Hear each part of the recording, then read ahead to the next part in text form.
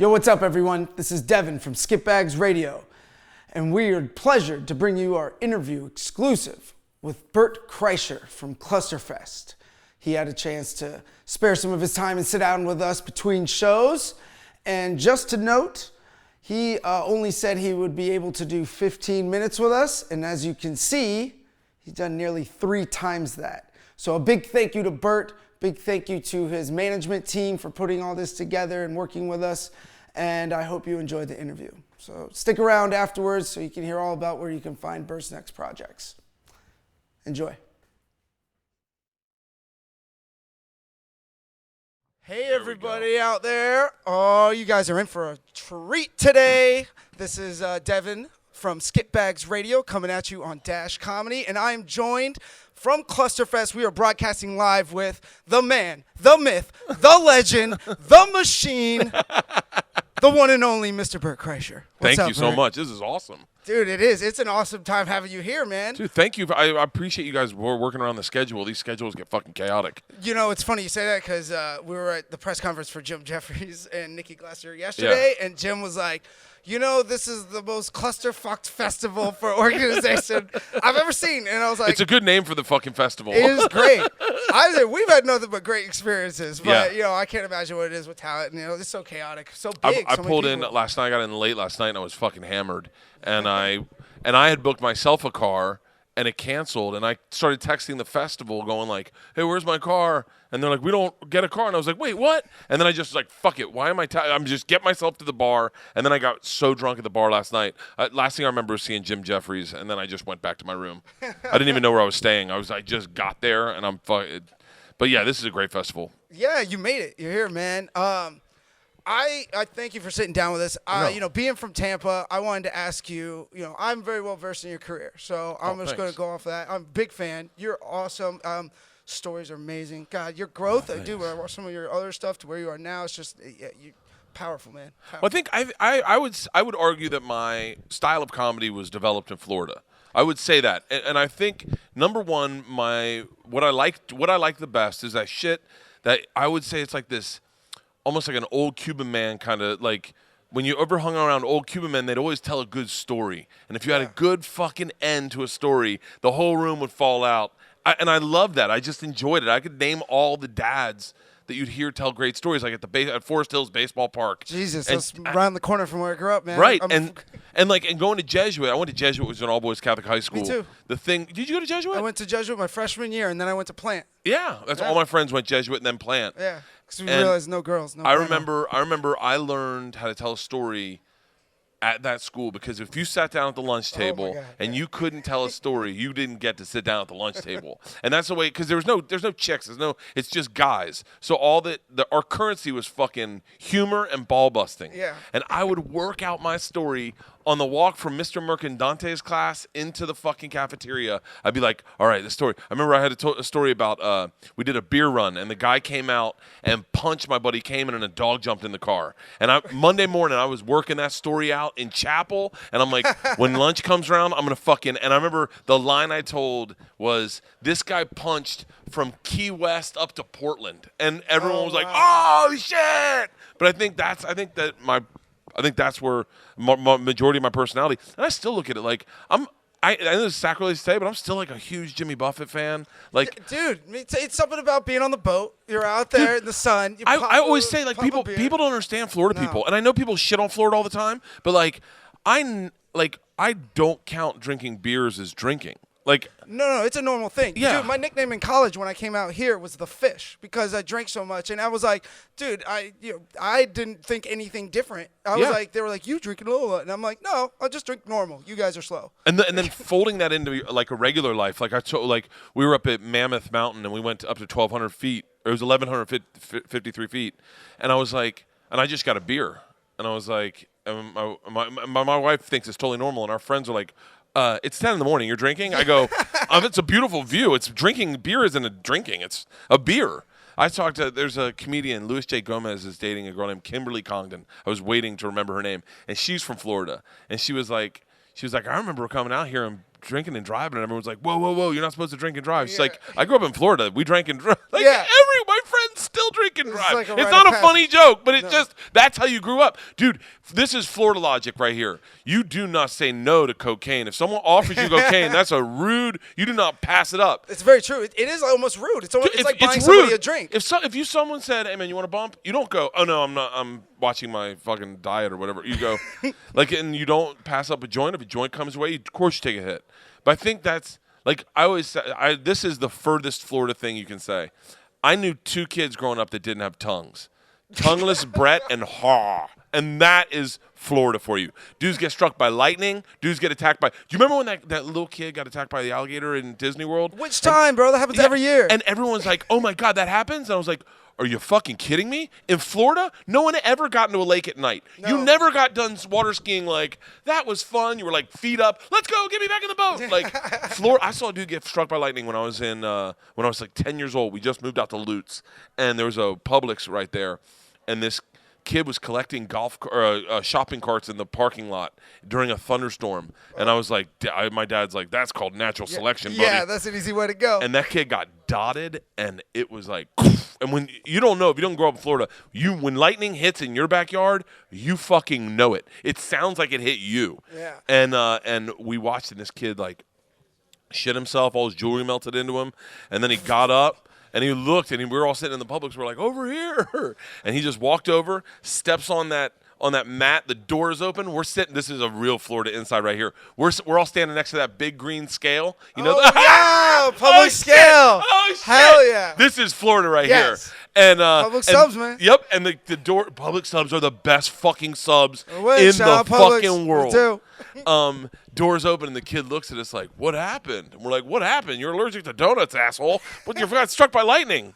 Dude, Jason Sullivan was a friend of mine. He got struck by lightning twice. That's it. People don't think how common it is, dude. I was on the boat growing up, and the storm clouds started to come. Don't. This is just Florida shit right Yeah. here. Every Florida kid knows that 110 when you're racing the storm. Oh, yeah. And lightning striking everywhere, and you're like, "Oh, It fuck." came up. It hit so close. It got to have been a quarter mile away. It came up through the throttle and shot me back.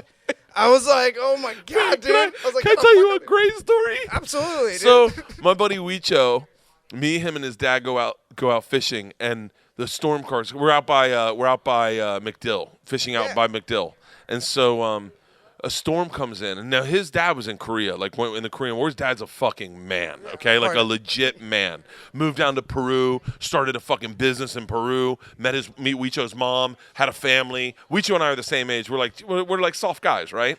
Storm comes rolling in. We're in a flats boat. Storm comes rolling in, and I say to Weicho, "Hey man, I don't know. This is kind of freaking me out.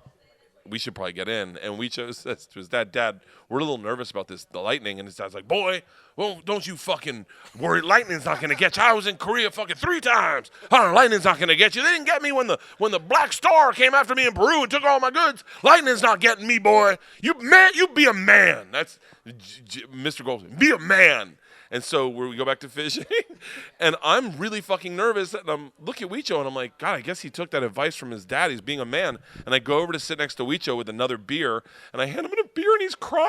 He's crying. He's like, "I'm so scared." But I thought he was being a man, and we both sat there and got drunk and cried. Oh, that is a very picturesque Florida boat story, man. Dude, I think about moving back there sometimes because life is so different than when you go to LA and like people like my friends say shit and you're just like, I don't know. I agree. I'd wrestle with that. I just came back out here about 2 years ago. If it wasn't for career being so accessible here, like if I could do what I do back in Florida, I think I would love fishing, sailing, growing up with a boat on the beach. You know, man, Dude, it's nothing better. I know, right? It's a new Wild Wild West with palm trees. Yeah, it's a new Wild Wild West. Like I've been getting into spear fishing, just watching videos online, not doing it. And now I want to go spear. I wish I had gone spear fishing growing up. I never went spear fishing, and now I want to go back to Florida and go spear fishing in Miami. Yeah, go to the Keys. I went to the Keys every summer. Go to the Keys. There is no better feeling than I love Key West. Might be one of my favorite places on the planet. It's great. Dude, I love Key West during Fantasy spring Fest? break. No. So Fantasy Fest is over Halloween, and imagine Mardi Gras meets Burning Man on the whole island of Key West getting taken over. You should check that out. Dude, I've had some beautiful Key West moments walking down those cobblestone streets, just one block off of what's the big strip? What's the big Duval. Duval? One block off of Duval, smoking a joint. I was in drag. I'm full blown drag. I had a drag queen make me up, like That's like awesome. legit make me up for a TV show. And I'm walking in drag, smoking a joint with my friends. Oh, I fucking love Florida. Where are we? San Francisco's not bad, though. Yeah. No, San I love Francisco is this town, fucking too. pretty amazing. Like, I wonder, why the fuck am I in L.A.? San Francisco is amazing. I came here with my daughters. I was at Cobb's like a year ago, probably almost exactly. And we went and had breakfast, and my brother-in-law was there, and he with my sister, and he was like, let's go to a Giants game. And I was like, yeah, let's go to a Giants game. Dude, went up like fucking $5 tickets, sat in the nosebleeds, had a few beers, a few hot dogs. It was like, and then walked around San Francisco. It was fucking great. I have like $100 worth of weed in my pocket. Like, San Francisco is pretty fucking legit. I can't wait to, as soon as I get done, I have a show at 4 o'clock. As soon as I get done that, I'm going to go get high and go sit outside and watch music. And then I have a show at 8, but my name's not on it, so I can just do whatever. Well, I'm going to catch your stuff later today. Yeah. You talked about your TV show, man. Bert the Conqueror. I've had a few, Bert. yeah. And You've had a couple on Travel Channel? Travel Channel, I was there for 7 years. I probably all in all I probably did 8 different shows for them. But I had 2 big ones. Bert the Conqueror and Trip Flip were my 2 big shows for them. Is there stuff you learned or took away from doing the Travel Channel show that benefited you in stand-up? Like, I know you got stories from it. You know what's crazy is I don't really even have stories. I do have stories I could tell you here, but I don't have stories on stage because they alienate the audience. Like I drank goat's blood with a Maasai chief, right? And so when you tell it on stage, everyone's like, what the fuck? Like, I remember one time on stage, like, because you forget how much you traveled. Like, you forget. So, like, I was like, one time I was in Vietnam, and we spent the night in the world's largest cave, and everyone's like, whoa, you're going too fast. Back up. How did you get to Vietnam? Yeah. So, like, with stand-up, it kind of alienates people talking about traveling because you want to talk about stuff that brings everyone together, but when you talk about traveling, everyone's like, some people are like, I don't travel at all. Yeah, I don't know. man. I can't wrap my head around Vietnam or spending the night in the world's largest cave, but I've done so much shit. It kind of fucked me up, to be dead honest with you. Really? Yeah. Well, like, in what ways? So the last episode of any television show, not the last one, but I fell off a waterfall on my back, and I fucked my back up really bad. And I've always done dangerous shit for that network, and I never got hurt. And then when I did get hurt, it made everything real, and I kind of walked away with a little bit of PTSD because I jumped off the world's tallest stadium. I've skydived. I bungee jumped. I bungee jumped more times than I could care to share. And I would always do stuff with no training because they just were like I did shovel racing. You get on a snow shovel, and go down a mountain. That's a at like fucking thing, right? 80 miles an hour. Oh my God. Dude, it's fucking terrifying. Sounds ridiculous. But when you do that, you'd know what you're doing. I did it with no training, just got on it and just lift your feet up, and you go hauling ass I went like 60 miles an hour on a shovel. Like, just on a shovel going down a hill, like, motherfucker. And so when my first open water dive was for Travel Channel. It was in Fiji. It was at 90 fucking feet. Like, that's unheard of. And so I walked away from the experience going like, oh fuck. But I also broke myself a little bit. So now, like, my governor for what keeps me interested is that's why I ran the LA Marathon, no training, just got up and ran it. Props to you, by the way. Yeah, Saw thanks. that. I'm doing a triathlon, but you get you just almost something breaks in you a little bit, I think.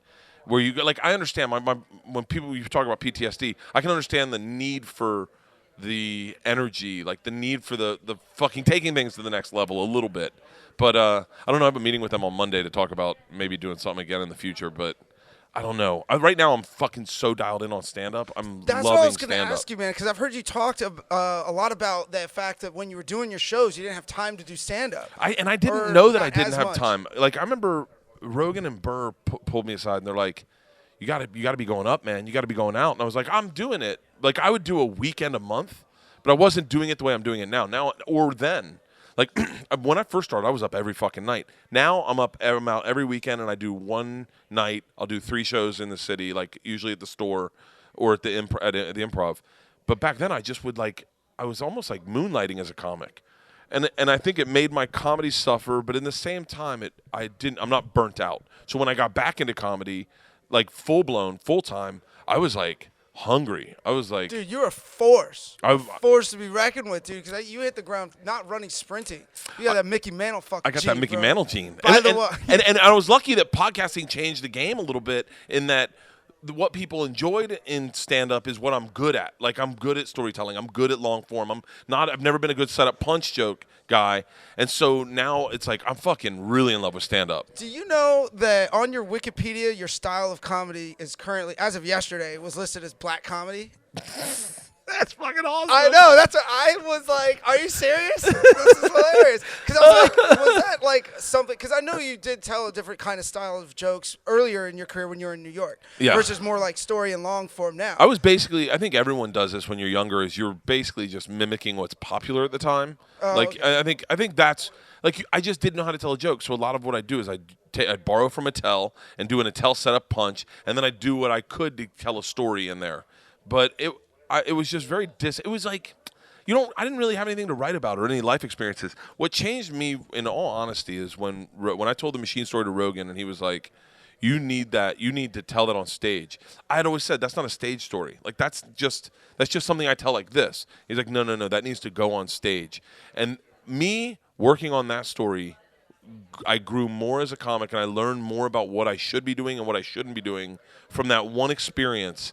And now I think I'm more than anything, I'm moving in the right direction more than I've ever in my career. Well, speaking of moving forward, first of all, we touched on this. Can you explain to everyone out there what is the Mickey Mantle gene, and can that please be the name of your next special? Yeah. Oh God, I should have called it Mickey Mantle gene. I just have a special coming out. There's many more specials to come. I hope. Yeah, come on, man. The Mickey Mantle gene. I think it's something all us Florida kids have, and it's this like it's basically anyone who can go out, party hard as fuck, and then be out in the water fishing at 6 a.m., not hungover, and if someone offers you a beer, you take a sip of the beer, you're fine. It's the Mickey Mantle gene is the guy that thinks it's rude to turn down a bump of Coke. The Mickey Mantle gene is just that.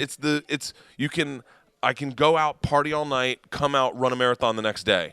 And it's also this like insane belief in yourself where you go, oh, I can do that. Like I was telling someone the other day, we were going to put a pool in our backyard, and I was like, I bet I could put a pool in my backyard. Because that is a Florida fucking thing. Yeah. Like you go, I bet if you get me a backhoe, I bet I can make a pool. Yeah. Like it's not going to be Some perfect. version of it. Dude, it was like when we were in our fraternity, I remember one time going, I wonder if we built a slide from the upstairs to the downstairs and turned the whole lounge into a pool, and you slid into the pool. You think we could do that? And it was this belief that no one was going to say no. It's what's beautiful in fucking great platonic friendships when the person goes, I don't know, how would you go about it? And you're like, think about it for a second, okay? We put mattresses on the stairs. He's like, all right, I like where you're going. We get $1,000 worth of Visqueen, and we go down the hall. And we get a hose. We'll run it up through your room, down the thing, and we'll get soap. And then here's the tricky part. We gotta make sure that all the Visqueen doesn't leak out. If we're gonna get into the thing, we gotta pop out these holes in this window. And I love that fucking thought. I mean, it's the same kind of thing with hurricane parties.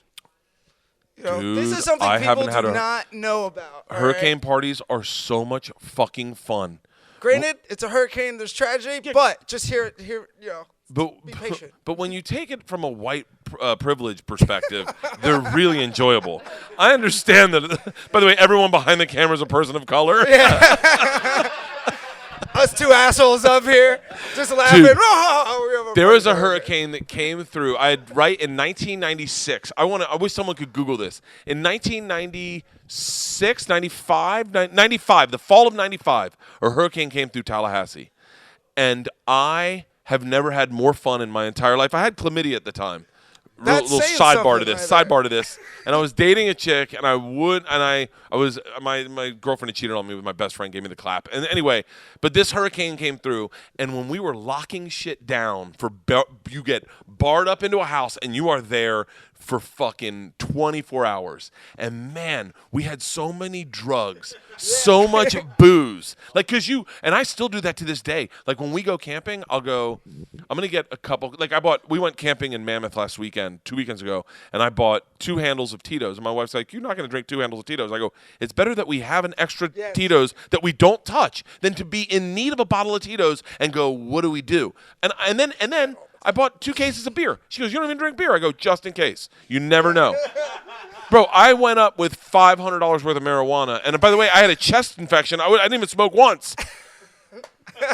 It's that over preparedness, and that comes from those hurricane parties. Yeah. There's no better feeling. The fucking streets are empty. The wind starts to pick up, and you're in your car making one last run to get ice. Yeah. And you're like, and you feel like fucking Lieutenant Dan on top of the boat. Yes. Keep going, Forrest. Keep going, dude. There, people don't even realize the flooding, like in South Tampa. I was we're on dude. the news with kayaks, And then you get out your skimboard, go out to the Yeah. fucking golf course and skimboard for the fucking afternoon. Dude, I miss hurricanes. See, I always ask people, I'm like, would you rather do a hurricane or an earthquake? Oh, dude, And I I'm just like, had a panic attack because I thought, earthquake? dude, fuck earthquakes. Yeah, no, fuck that noise. No, I 100%. had a bedroom where there was a window behind the under my bed, and I never, because growing up in Florida, you wouldn't think once about that mirror behind above my bed.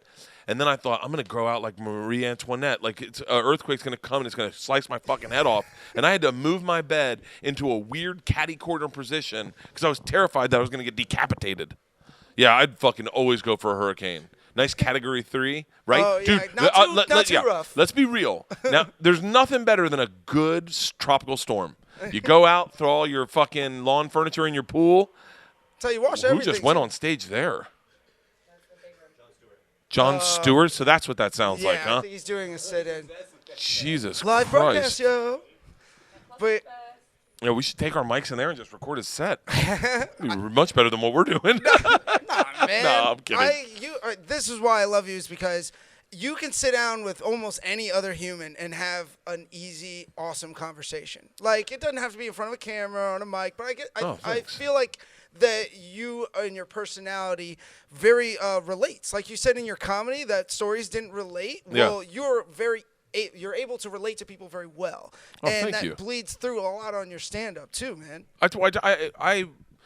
I sometimes will think of like a super edgy joke, and then I go, and then part of me goes like, I don't ever want, like when really great comedy for me is when you forget about what's going on and you just start giggling, right? And so like there's other ways to go about it. Like David Cross had this joke about school shootings that was really fucking aggressive, and I laughed. But it like didn't put me in a good mood laugh. But I watched it this morning. I just ran into him in the hallway and told him I liked the joke. But like I laughed. And there is a place for that. But I think with my comedy, I just want people to like just giggle hard as fuck and go, that was fun. And I had this joke one time that was it was a new joke and I was trying it. It was really edgy. And it was about race. And this black chick came up to me at the end and she was like, it was a good show. That last joke was kind of fucked up. And I was like, really? She's like, yeah, it was a good show. And I was like, if I hadn't told that joke, she just would have been like, that was a great show. And so in my head, I was like, you always push boundaries, but I don't ever want. I want to be relatable. I want people to have fun. I want them to have a good time and forget about life. My dog, we thought we were going to have to put my dog to sleep. And I was really upset. And I was on the treadmill and I was watching Greg Giraldo and on TV, and it just made me laugh. And I forgot about my dog for a second. And I was like, oh, fuck. So that's what you do for a living. Like if someone's really having a shit day, then they go, oh, and you laugh? Oh, dude, I fucking love laughing. I love laughing. We tried to sell a show one time called Make Bert Laugh because I just love laughing. Your laugh is contagious too, by the way. Dude, the hardest unique laugh. I've ever laughed. I've had a number of fucking laughs that are like beyond controllable. There's a couple moments online. There's one where my daughter rolled in dog shit. Have you ever seen that? No, but I'm going to now. Dude, this is one of the hardest I've ever fucking laughed. Hold on, I'll pull it up for you. It is so fucking great. Hold on, let's see. And then one time, Segura shaved my beard off, and there was a moment like two lovers where we made eye contact, laughing so hard. Might be the happiest I've ever been in my life. When he was shaving off my beard, and I go, "Does it look good?" And his eyes are closed, and he's shaking, and I'm shaking. You can find that online. Yeah, wasn't that on JRE? Yeah, it's on Rogan. You got to see. Okay, this is it. You ready? This is my daughter rolling in dog shit. This is the hardest. This is the hardest I've ever laughed in my life. Take a walk, Cat. Did you just roll in dog shit? She didn't. Smell it. Mud. Smell it, Georgia. It's mud. Georgia, smell it and tell me if it's dog shit. Smell it. It's dog shit. Daddy, I want to see if I can do coffee. Hold on. Listen to me laughing. Can I tell you coffee grinder? Hold on. Mom! So go get mom. Mom! I'll go get her. Dude, that's the hardest. One time I shaved Tom Segura's tits. Oh, it's right here. This is me shaving Segura's tits. This is the second hardest I've ever laughed. All Bert did was make my tits look bigger. By trimming it, you just made it look bigger. Let me see it again. I can't even breathe. Dude, I thought I was having a fucking stroke. What happened is we had just gotten to Hawaii and I was shaving his back. And I looked and I noticed his tit hair was connected to his armpit hair. And growing up in Florida, you're like, you don't have that shit, man. Yeah. Let me hollow that out for you. And so he's like, really? I go, yeah, I'll hollow it out. I'll Caesar out your chest hair. It'll look good. Look like you're defined. I shaved one side, and as soon as I pulled back, it looked like his tits were wearing sunglasses, and we had just gotten to Hawaii for a week, and I couldn't stop laughing. I could not stop. I'll tell you right when I got back into marijuana, this is probably almost like 10 years ago when it started showing up again. We were on Catalina Island, and I hadn't gotten high in a while, in like a long time, and I got high. I was with my sisters, and they're buffalo on Catalina Island. And I said, how did the buffalo get on Catalina Island? And someone said, well, the owner of the Cubs used to own Catalina Island. He used to do spring training out here, and he brought them out here. And my sister goes, for a scrimmage? And all I could vision was the owner of the Cubs going out to the baseball field, seeing the Cubs warming up on the other side, and buffalo grazing in right field, and him going, I meant the fucking team. And I could not stop laughing at that fucking premise. Yeah, what makes you laugh sometimes isn't the best things on stage. Like I things will make me laugh so fucking hard. Like there was a guy. This has never really worked on stage, but there was a guy called Jeff. I forget his name. He was in a movie called Murder Ball, and when I was watching the promo for Murder Ball, it's talked about how he got paralyzed, and he said I got paralyzed because I fell asleep in the back of a truck. But I heard I'm paralyzed from the waist up. And I started laughing so hard at the idea of someone just, like their legs totally work. But it's never been able to work on stage because it's just so quick in and out. But, yeah. How do you write? Like, would you write, pre-write? Because I know Burr talks about, like, he just works everything out on stage and commits it to I work memory. everything out on stage. I do write things down. Mostly something will happen, and then sometimes I won't even see it, but my wife will go, that is going on stage. And then I'll go, oh, yeah. And then I'll be like, wait, what's the angle? She's like, well, I don't know, tell it to me. And then I'll tell the story, and I'll go, oh, yeah, you're right, that does work. But mostly it's like, it's just things happen. I need things to happen to me in life, but I take it up on stage, and I'll write down notes. But if it doesn't matter. Even if I long storm write a story, I still get fucking lost. I've done this. I've had so many stories that I want to be good on stage that I've written out, and I can't. Like, I grew up in a really redneck, like white trash neighborhood, and I have so many stories about that neighborhood. Like, we lit this kid on fire one time, but it just doesn't. It doesn't work past what I just did. It was just such a weird fucking place to grow up. And I've written it, but you can't get it to work. So you're like, sometimes it's just whatever. And then the other day the bit that's killing right now is I went in and ordered a coffee from this black kid behind the counter at Starbucks who recognized me, and I said something to him, and it made us both laugh. And I went back the next day, did it again, made us both laugh. And then I was like, and immediately I was like, oh, this is a fucking bit. And that's the one that's killing the most right now. What do you encounter when you go back to Florida and perform stand-up there? Because totally different audience from out here or anywhere else. Dude, the last time I was in Florida was New Year's Eve. So Return to Improv in Ybor? I was in West Palm. Oh, okay. And I did 15 minutes of just Florida stories. Like, only stuff that people I'm going to tell you, this is a Florida story, okay? And this is a Florida story. You can only tell this in Florida because people go, huh? And you'll get it, and then we're going to look like horrible people. So my wife used to run an apartment building, and and our maintenance man was a black dude named Antonio. And so one morning I'm taking the girls to school. Antonio's putting a sign up in the elevator. And I'm reading the sign as he's putting it up, but he sees me reading it. And we were good friends, and he says, so, some kids in the neighborhood, they's been getting a little ding-dong and ditch. I go, what? He goes, some kids in the neighborhood. That's a sign. Kids in the neighborhood's getting a little ding-dong and ditch, just so you know. I go, what the fuck is ding-dong and ditch? He's like, oh, shit, you never played ding-dong and ditch when you was a kid?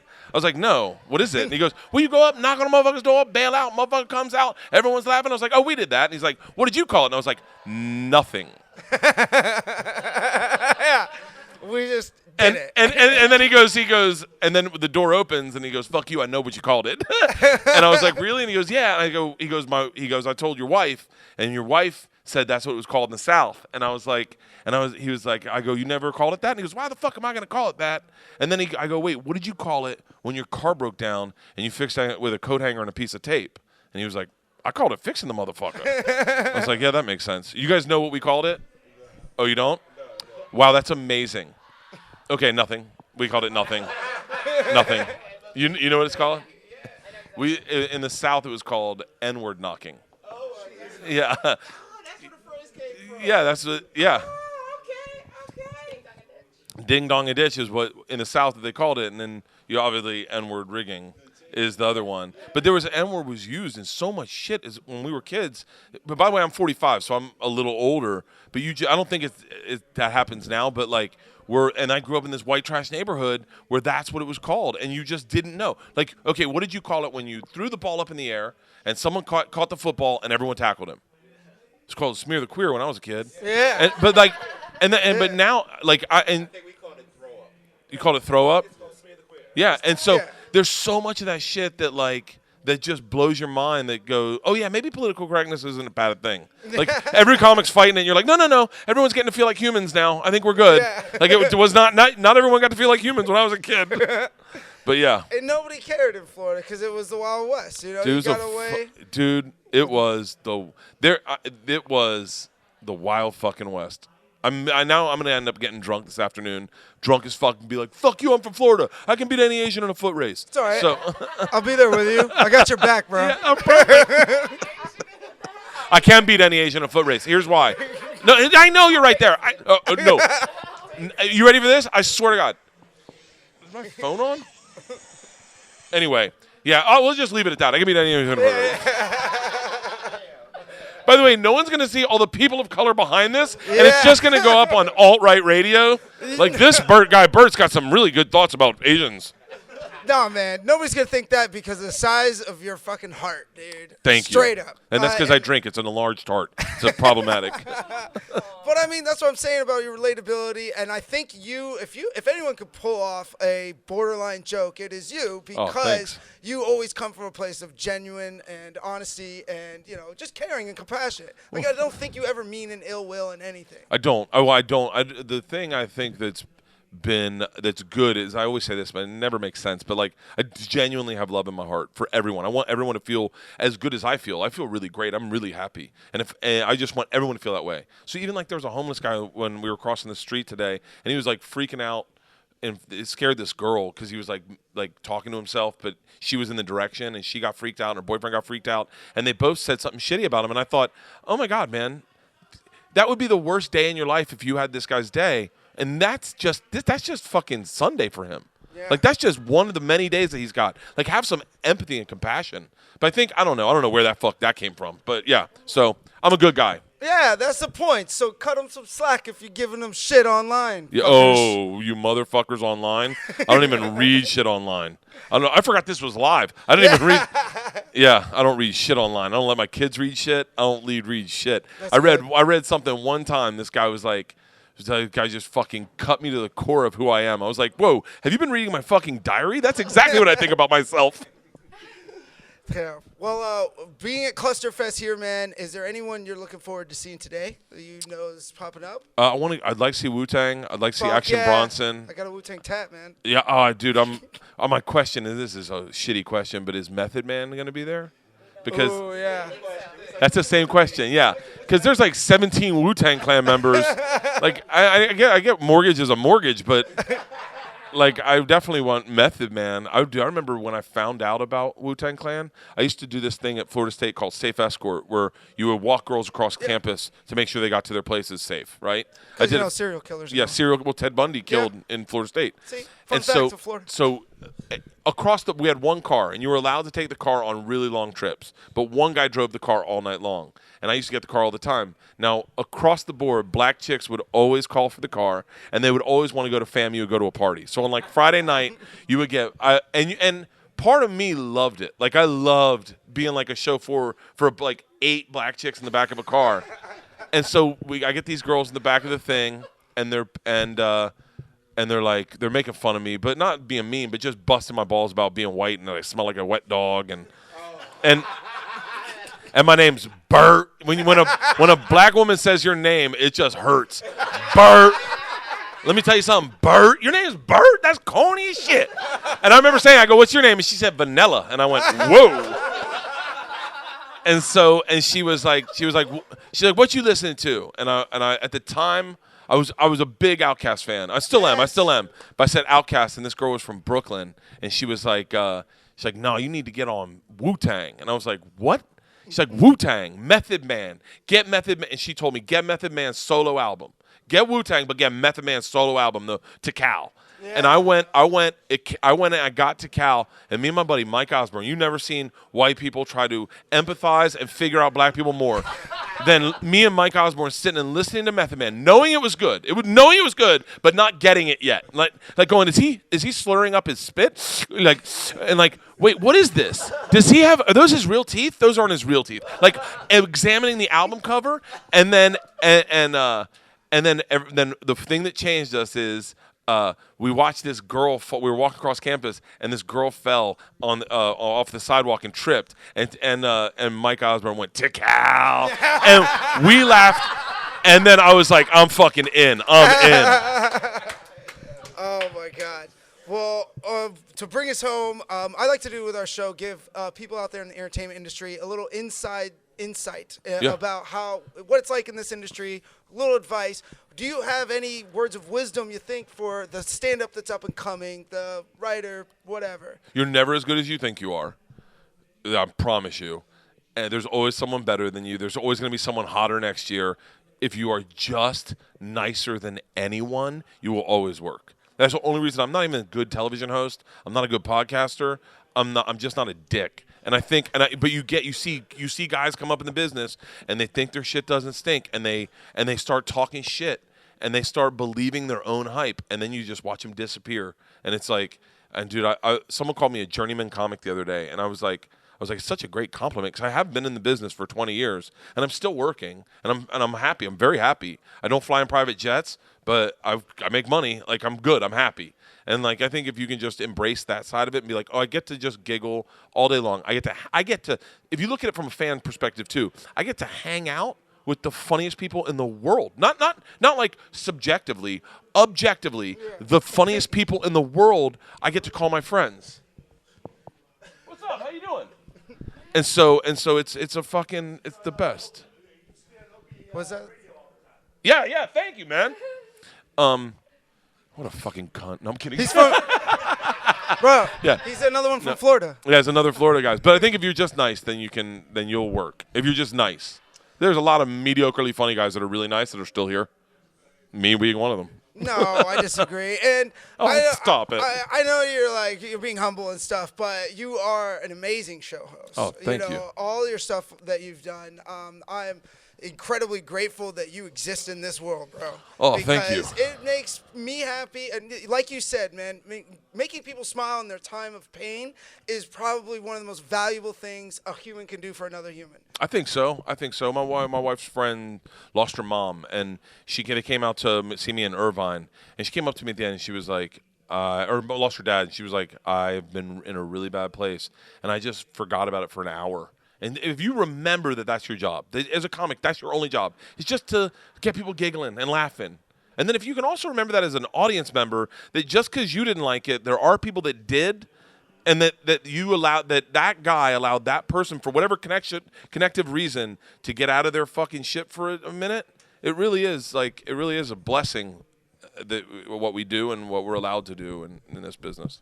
Well, I hope more people follow in your footsteps and lead from your example, bud. Well, there'll be flip-flops in those footsteps. I'm from Florida, motherfucker. Bro! Thank you so Thank you, much brother. I for appreciate coming it. on. It was a dude, blast. It was so much fun, dude. Shout out to Mary Jo's Dance Studio. Yeah, there you go. My Aunt Mary That's a Jo's. real inside joke right there. Oh, wow. Yeah. There you go. Shit, back home, man. Fuck yeah. We're going to hear about this. What's up, Carol Wood? There you go. Carol You're Wood, there. always up to no good. Yeah, oh, my God. That's called cultural appropriation. Yeah. All right, I got to get out of here. I got a show. You're awesome. Thank you so Thank much. you. I appreciate We're it. out.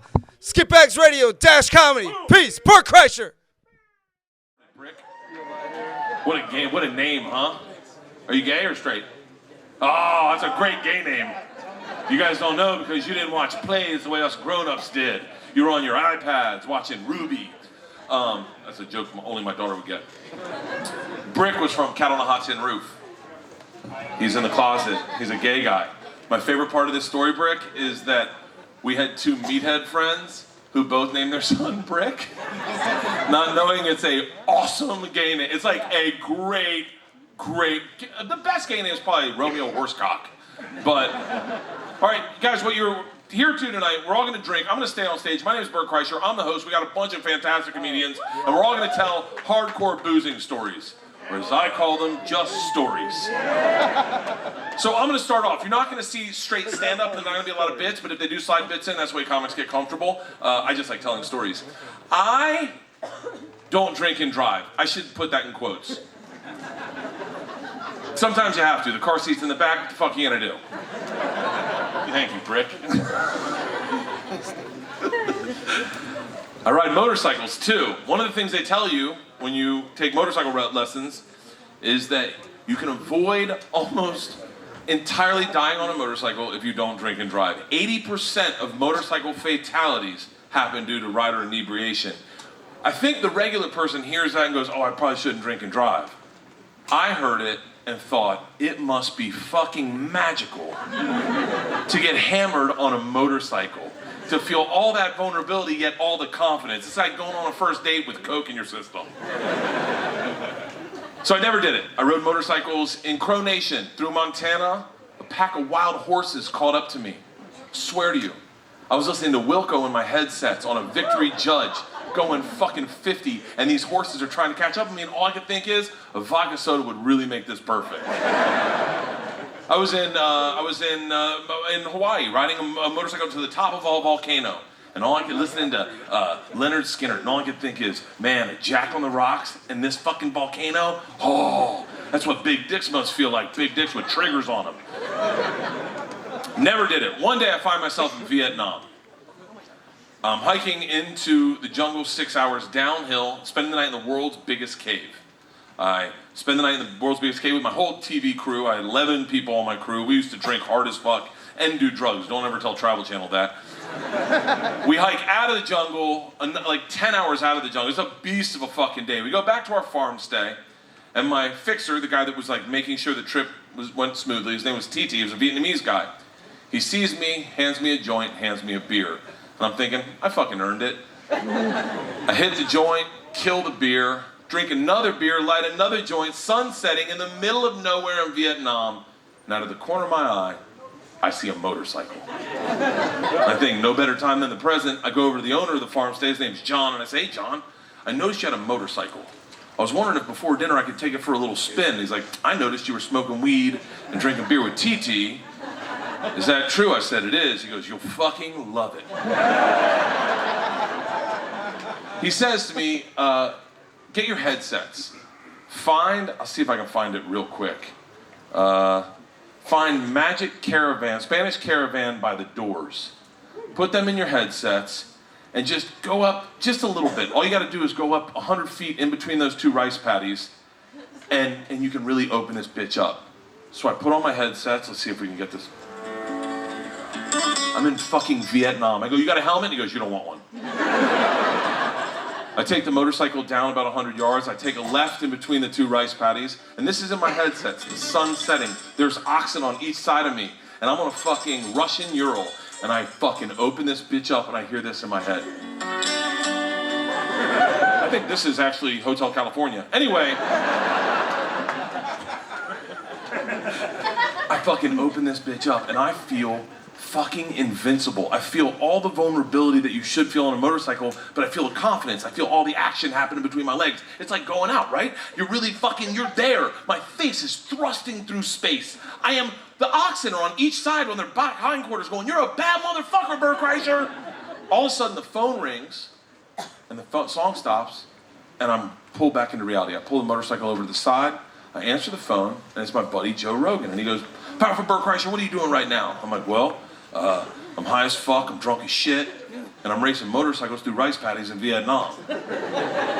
And it's silent for 3 seconds, and he goes, "You are a fucking savage.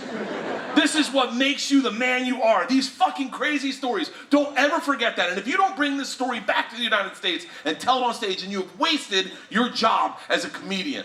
Fuck Travel Channel, fuck the money, fuck, this is what you are." And I'm like, "Fuck yeah, that's what I am." I'm like, "I wish I was more fucked up right now so I could really have a story." I hang up the phone, he's like, "Stay safe." I was like, "Yeah, whatever. Cool." I open this bitch up, and now I am flying. I'm hurtling my body through space. I go to the wraparound, and I do the #1 mistake in motorcycle riding. I break into the corner, and the back wheel squirrels out, the front one loosens up, and I pop back up, and I'm alive. Now my heart's fucking racing. The sun's at my back. I am so fucking high that I see my shadow in front of me like Peter Pan racing me to the home. And I'm like, "I'm gonna get you." He's like, "You'll never catch me." I was like, "But this is what defines me." He's like, "I know, but you're getting old." I'm like, "But I'm always gonna be young." I am hauling ass. The fucking oxen are like, "This guy's out of his fucking mind." And all of a sudden my phone rings again. And I pull back over, I answer the phone, I go, "Hello?" And it's my wife. She says, "Baby doll, what are you doing right now?" I was like, "Well, it works so well with Joe." I go, "I'm high as fuck, drunk as shit, and I'm racing motorcycles through rice paddies in Vietnam." And it's quiet for 3 seconds. And she goes, "You dumb motherfucker. You are not the man Joe Rogan tells you are. You're Bert Kreischer. You're a father of 2 with high blood pressure and high cholesterol. You get off that fucking motorcycle and you walk it home." And I'm like, "Okay." So I walk the motorcycle back to the farmstay. The guy, John, sees me, he goes, "Did you wreck?" I go, "No, my fucking wife called." I take it back, and I try to catch the buzz. I don't know if you've ever been there with booze when you fuck up big time. Like when you go to get a lap dance, and then she kind of makes you come in your pants, and you're like, "Oh, this wasn't good what I planned on." Just me? Okay. And I'm trying to catch the buzz all night. It's my last night in Vietnam, and I just can't catch the buzz, and I'm feeling really depressed. Like I let my family down, you know? I go to bed, and I can't go to sleep, and all of a sudden, in the middle of the night, my door opens, and it's TT. He's got a beer and a joint in his hand. He goes, "You look down. I thought I'd bring this to you to cheer you up." And I was like, drink some of the beer, hit the joint. I go, "I feel like I fucked up." And he goes, "I know what'll fix this." And he comes back in, he leaves, and he comes back in, and in his hand, he has a puppy. And he goes, "Cuddle with this little guy tonight." So I finished the joint, killed a beer, and this puppy nuzzled right here in my head. And we cuddled and we fell asleep together. And the next morning, he's pawing me on the face like, "How you doing, big guy?" And I'm like, "Oh," it was the perfect solution and the perfect add-on to weed and booze. I go back to our van to where my whole crew is, 11 people. We're going to Tokyo that next day. Sidebar, I took a shit in the Tokyo airport that made the guy next to me throw up. And we're in Tokyo, so I didn't know I thought he was talking to me. He was like, "Ugh!" I was like, "No toilet paper." Sidebar. But I get on the bus, and everyone's like, "Hey, how you feeling?" And I go, "Better, man. Did anyone else get a puppy last night?" And everyone in my crew is like, "Yeah, we all got puppies." Apparently, it got really cold in the middle of the night, and TT didn't want them to die, so he brought them into our room and gave us each a puppy, except for one woman. The 40-year-old woman, she's our executive producer. Let's just call her Kristen Heidbreder. She stands up in the back of the van and goes, "I didn't have a puppy last night. I was too busy getting fucked." I'm like, "Wait, how fucked up were you? You fucked someone in the crew?" She goes, "No, I didn't fuck anyone in the crew." We're like, "Did you fuck TT?" She goes, "No, I didn't fuck TT." We're like, "Well, John was with his wife." And she was like, "No, I didn't fuck John. I fucked his buddy that kept making the fire all night." And I was like, "Wait, you mean his 15-year-old son?" My buddy Paul stands up and goes, "Turns out we all got puppies." So you're gonna be hearing stories They're drinking stories, they're boozing stories, they're partying stories. I'm gonna stay up next to Brick on a stool. I will sometimes interject if I have a question about the story. That was perfectly 10 fucking minutes, by the way. I should get a fucking award.